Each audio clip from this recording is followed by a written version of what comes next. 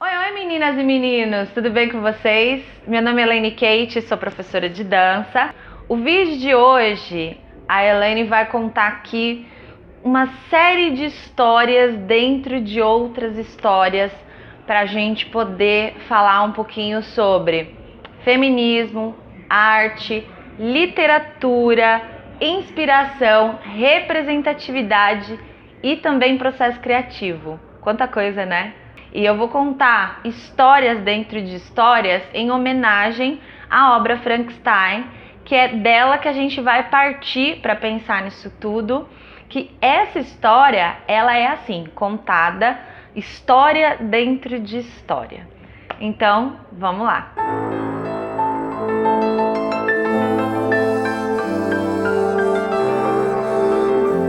Bom, a história de Frankenstein chega pra mim quando eu tinha 7 anos de idade. Meu pai veio me contar essa história e eu fiquei extremamente surpresa porque era o primeiro livro que alguém lia pra mim que não era infantil ou nem infanto-juvenil. E também uma outra coisa que me deixou surpresa com o fato do meu pai querer contar aquela história pra mim é porque naquela idade eu já conhecia o personagem Frankenstein através de desenhos, de alguns filmes para minha idade, que mostrava ele ali como um monstro, né? Seria um personagem considerado de filme de terror. E o meu pai era um cara que ele não curtia muito história de terror. Inclusive, depois de um tempo, ele me confessou que o filme Boneco Assassino, sabe? Então, ele ficou uma semana impressionado sem conseguir dormir direito depois que eu obriguei ele a assistir comigo, porque eu sempre fui uma criança perturbadinha que gostava assim de contos de terror. Outra coisa importante dizer é que no momento em que meu pai começou a contar a história e no decorrer da história, eu fui percebendo que de fato Frankenstein era o monstro da história, pelo menos na minha concepção, tá? Só que muita gente não sabe, eu também não sabia, que Frankenstein não é a criatura que é criada nessa história. Frankenstein é o doutor, é o criador. E aí, quando a gente vai conhecendo a história de Frankenstein, a gente vai vendo problemáticas sociais envolvidas nessa história, que inclusive, mesmo a gente lendo hoje um livro que foi lançado em 1818, a gente vai ver que ele pode ser muito atual. Outra coisa importante de dizer também é que nessa época da minha infância, porque meu pai morou comigo até uns 9 anos, ele tinha o hábito de tempos em tempos, ou em momentos que existia oportunidade, ele sempre me falava sobre mulheres que tinham feito coisas importantes, para além dos fazeres domésticos, de ser mulher de alguém ou de ser uma boa mãe. Então, no final da história desse livro, que eu tinha vivido altas emoções enquanto meu pai contava ela pra mim, ele perguntou se eu tinha gostado e eu falei pro meu pai que eu tinha amado o livro, apesar de ter odiado muita coisa que acontecia dentro da história. E aí foi nesse momento que ele me contou que a autora do livro era uma mulher. E foi assim, passou o tempo. Na minha adolescência eu descobri a biblioteca. E nesse ano que eu descobri que eu podia pegar livros emprestados na biblioteca, eu peguei praticamente 11 vezes o livro do Frankenstein. E eu li naquele ano 11 vezes. Até que eu ganhei 2 de presente, um outro eu comprei. E como eu gostava muito dessa história, eu falava muito para as pessoas a respeito, eu acabei emprestando. E o que eu posso dizer pra vocês, minha gente? Inclusive você que estiver assistindo este vídeo, for a pessoa que estiver com o meu livro, por gentileza, como diria a Adriana Calcanhoto, devolva-me. Ano passado, eu aqui procurando filmes para assistir através do catálogo da Netflix, eu vi um filme que chamou muita atenção pela foto, porque eu gosto muito de filme de época, e tava lá, Mary Shelley. Lendo a sinopse, eu vi que era a história da escritora de Frankenstein, e aí, pá, me deu aquele... preciso assistir esse filme. Fiz uma pesquisa, muito do que foi contado lá no filme parece que realmente aconteceu na vida da Mary. E esse ano, finalzinho do ano passado e começo desse ano, eu comecei a me debruçar mais sobre o estudo do feminismo, sobre as ondas do feminismo. E a mãe da Mary, ela é muito citada quando a gente está falando de movimento feminista. Nesse filme também é citado a mãe da Mary, que também chama Mary. Aliás, a madrasta da Mary também chamava Mary. Eu acho que só existia este nome na época, eu estava, sei lá, na moda. Porque todo mundo basicamente ou era Mary ou era Claire. Então no filme também falava-se sobre a mãe da Mary, mas eu meio que não pegava muito a referência, porque apesar de feminista, eu não estudava até aquele momento sobre a história, o processo histórico. Então eu não sabia. Mas no filme já falava da importância da mãe dela, que ela teve um papel muito importante, mas eu não me atentei. Esse ano, num encontro que eu fiz de estudos das ondas do feminismo, falaram novamente sobre a mãe da Mary e aí alertaram. Ela é a mãe da escritora de Frankenstein. Eu falei, opa, Brasil! A história de Frankenstein que eu amei foi escrita por uma mulher incrível, que teve uma mãe também incrível, com um papel muito importante no movimento feminista, e eu, uma mulher feminista, não é mesmo? Como é que eu não ia me identificar?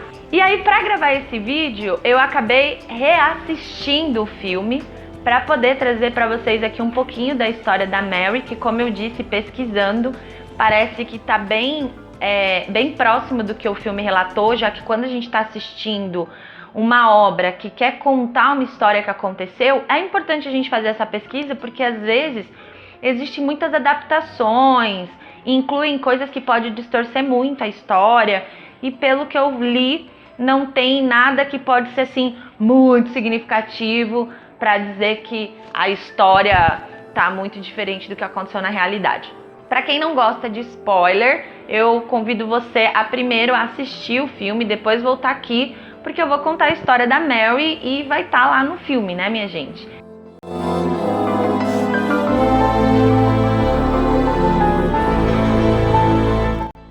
Então, no filme, a história da Mary começa a ser contada quando ela tá com 16 anos.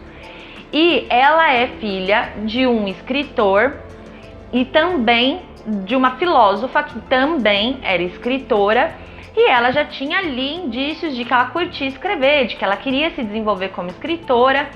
Mostra pra gente lá no começo do filme que ela gosta muito de ler romances góticos, mas ela faz isso escondido. Parecia que rolava meio que um preconceito com esse tipo de literatura naquele momento, e ela precisava fazer isso escondido. Normalmente ela ia pro cemitério, pro túmulo da mãe, para ficar lendo as histórias que ela curtia. E ela ficava treinando depois. Enfim, ela não se dava bem com a madrasta dela, porque a Mary perdeu a mãe dela 10 dias depois do seu nascimento. Então, o pai dela casou novamente e ela não tinha uma boa afinidade, uma boa relação com a madrasta. Em um dos desentendimentos, o pai dela manda ela para uma região próxima da Escócia. No filme, parece que o motivo é esse desentendimento que rola entre ela e a madrasta, e o pai dela chega a falar para ela que tá fazendo aquilo pro bem dela, porque vai ser bom para ela ir para um lugar diferente, que lá ela vai conseguir ficar mais introspectiva e por consequência ela vai poder aprimorar e trabalhar a escrita dela, porque a escrita que ela tem não passa de uma escrita de imitação. Enfim, no filme, o pai dela parece meio duro com ela em alguns momentos, mas quando a gente vai pesquisar, a gente vê que ele deixou alguns registros com uma escrita falando sobre a Mary de uma forma assim, muito carinhosa e inclusive carregada de admiração pela própria filha. Enfim, ela vai para esse lugar, chegando lá, e ela acaba conhecendo o Percy, que é um poeta, e ele acaba se apaixonando por ela e ela por ele. Ela volta e aí de repente quem que surge lá buscando mentoria do pai, um tutor? O Percy. E aí ele passa a frequentar mais a casa da Mary com a desculpa de que tá ali por admiração, e realmente ele admira muito o pai da Mary e ele tá ali para aprender com ele. Ele começa a chavecar a Mary e num determinado momento, Mary descobre o quê? Que Percy é o quê? Casado, minha gente. Casado, tem filho e pelo que consta na história que não mostra no filme, a mulher também engravida de um segundo filho, ou está grávida neste momento. A mulher fala com ela, tá procurando o marido, fala que ele é esse cara cheio dos rompantes, que ela mesma acabou fugindo com ele muito cedo, por conta do romance e também desse pensamento revolucionário que era extremamente apaixonante, mas ela deixa um alerta para Mary. Olha só, mesmo tudo isso que eu te falei que gera em nós, conviver com um ser humano feito Percy não é muito fácil. Mas a Mary acaba passando por cima disso e de outros eventos que acabam acontecendo ali no filme, e ela aceita fugir com Percy, porque quando ela vai pedir pro pai dela para que o pai dela libere os dois, ou para que o pai dela saiba que eles vão ficar juntos, o pai dela não gosta nem um pouquinho.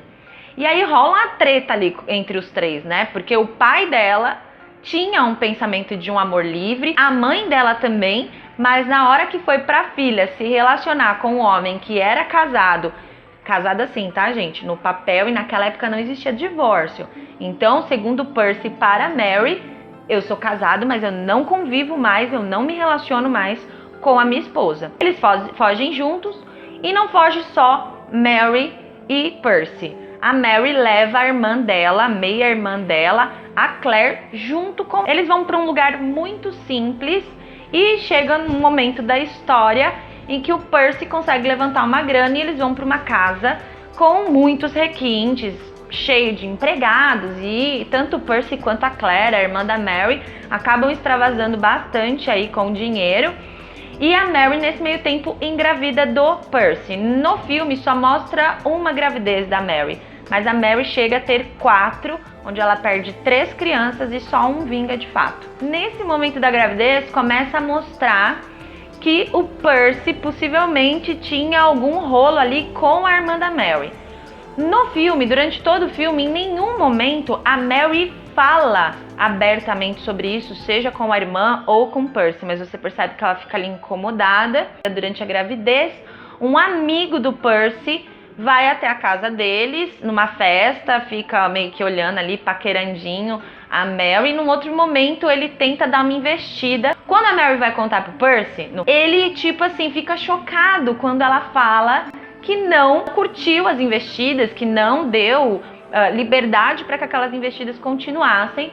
E o Percy fala que para ele não teria problema nenhum dos dois serem amantes, que ele acreditava no amor livre. E quando ela fala que não interessa ninguém além de Percy para ela amar, ele fica revoltado. Ele fala que ela está querendo tirar dele a liberdade que ele dá para ela. Ele chega a chamar ela de hipócrita e falar que se ela não pratica o que ela prega, que é o amor livre, que já era um pensamento do pai e da mãe, então ela estava fazendo a mesma coisa que o pai, ela estava sendo hipócrita. Um outro momento tem uma cena que eu acho muito maravilhosa. Aí ele chega e fala: Mary, você não está com frio para puxar papo? Homem puxando papo é um barato, né? Ela vira pra ele, aliás, ela nem vira, ela tá aqui meio Chico Xavier escrevendo, ela fala: não, querido, a minha hipocrisia me aquece junto com o manto da decepção. Eu quero aprender a dar uns tons desse jeito bonito. Passado isso, ela acaba tendo uma filha. O Percy tá aí envolvido em N dívidas. Uma noite que eles estão lá, que ela tá com a criança, botando a criança pra dormir, o Percy chega desesperado falando que eles vão ter que fugir porque os credores estão vindo atrás deles. E a Mary acaba saindo com a criança na chuva. Essa também é uma parte da história que a gente não sabe se de fato aconteceu dessa forma, tá? Como ela escrevia muito, ele também, pode ser que exista algum manuscrito, alguma coisa que conte um pouco mais de detalhes sobre essa história, mas eu não achei nada porque não pesquisei tão a fundo. Mas eles saem com a criança que já não estava bem de saúde na chuva à noite, e depois de alguns dias essa criança não resiste e morre. A Mary entra numa depressão muito brava. Por conta dessa depressão da Mary, o Percy fica bem receoso, porque ele vê que ela não tá bem. Eles vão passar um tempo na casa do Lord Byron. Vou colocar o nome dele aqui, tá? É um lord que a Claire, a irmã da Mary, estava aí tendo um caso, um romance. Ela estava grávida dele, ele ainda não sabia. E eles vão pra lá passar uma temporada na casa desse lord. E a Mary gosta muito de ciência, de medicina e tal, e ela acaba entrando em contato com um médico da época que também escrevia, que falava muito sobre ressuscitar, trazer os mortos à vida. Ela vê uma experimentação lá com uma rã. Nesse momento que ela tá nessa casa, parece que eles passam aí por alguns dias muito chuvosos e o Lorde acaba desafiando as pessoas que estão ali, que é ele mesmo, a Mary e o Percy e o médico do Lorde, a escrever um conto de fantasma, tá? É muito legal essa parte do filme, porque ela também vai falar um pouco mais sobre a mãe dela. A mãe dela também teve relação com um pintor que teve uma obra que é muito conhecida, e ela fala aí sobre uma tentativa de suicídio da mãe dela por conta deste amor. E ela fala, inclusive, como uma mulher tão forte pode ter se sentido tão frágil, ficado tão fragilizada por conta de um amor ou por conta deste homem. Algo assim. Então, nesse momento, rola esse desafio. E aí, nesta etapa da história que rola o desafio, o Lorde fala que o vencedor é a pessoa que escreveu a melhor história. Então, é uma espécie de competição mesmo que está sendo pensada ali. Nesse mesmo evento é onde o filme traz a notícia para Mary de que a esposa do Percy, legítima esposa, tinha se suicidado. Então, veja só, a gente começa a perceber que a Mary tem uma perda significativa 10 dias depois que ela vem ao mundo, que é a perda da mãe. Ela tem a perda da filha e depois também tem essa história do suicídio da mulher do Percy. E tem todos esses acontecimentos na vida dela. Até que quando ela volta para casa dela, em algum momento ela acaba iniciando a escrita dela do Frankenstein, um pouco depois desse desafio que é lançado.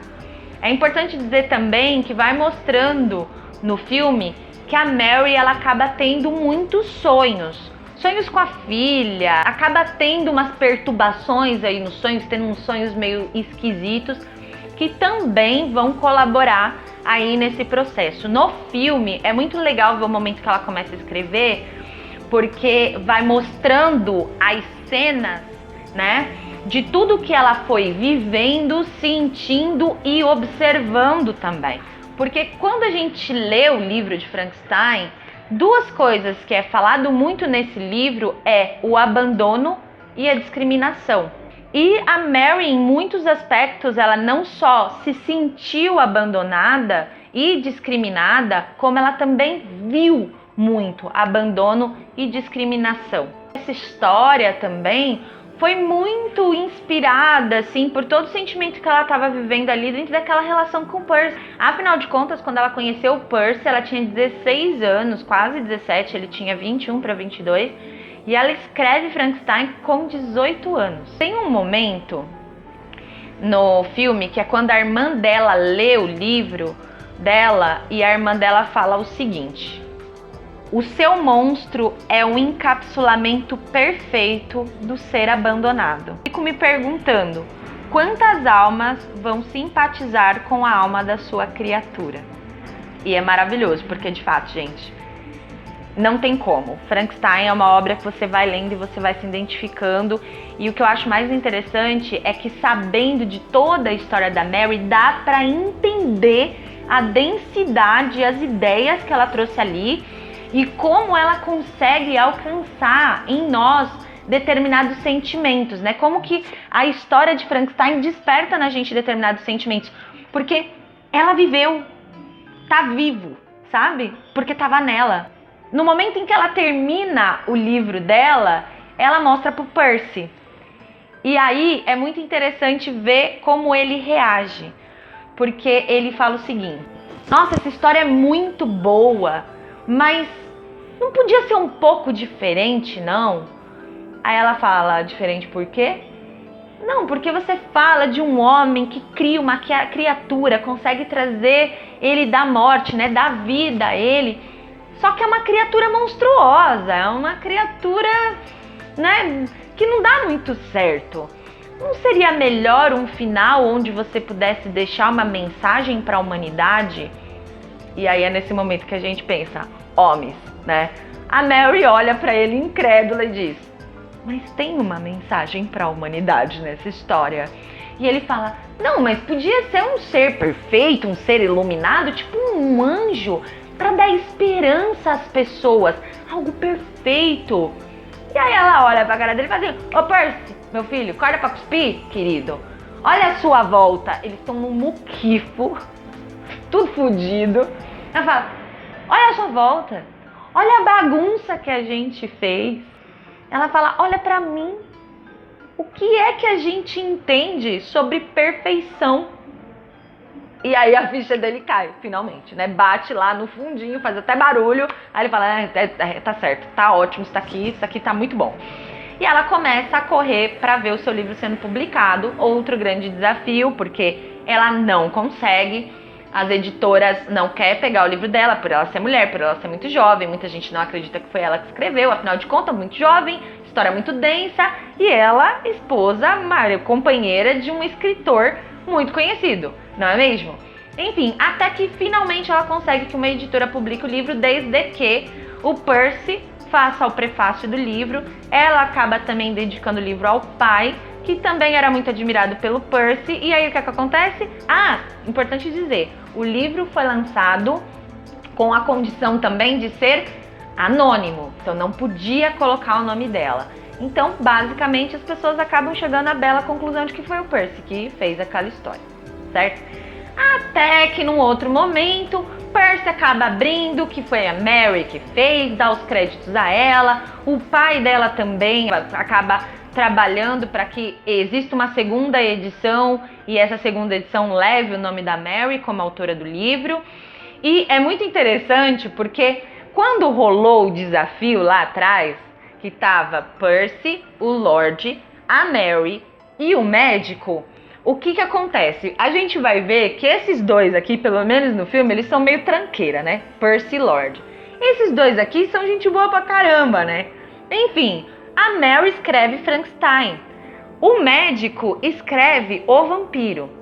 E aí tem uma cena muito legal dos dois juntos, aonde o médico chega à conclusão de que a Mary escreveu um livro inspirado em toda a dor que o Percy estava fazendo ela passar. E naquele momento, quem estava recebendo os créditos pelo livro era justamente ele. E o médico que escreveu O Vampiro, que também foi uma obra muito conhecida, ele fez pensando no Lorde, porque o cara era muito doidão.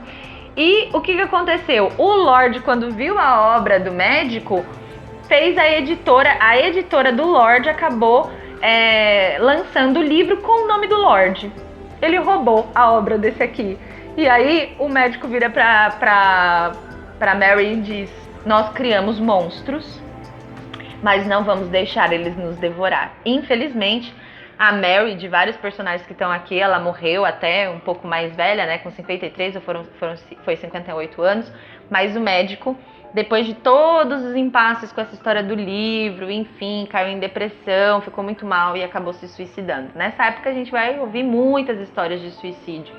É muito louco isso, né? É importante dizer que o pai da Mary, que disse que ela tinha uma escrita muito de imitação, quando ele vai falar da obra de Frankenstein, sem ainda saber de fato se tinha sido a filha ou não sei se ele desconfiava de alguma coisa, ele fala que aquele livro, aquela obra, é uma obra, a obra mais criativa daquele tempo. Então é muito legal ver essa parte também.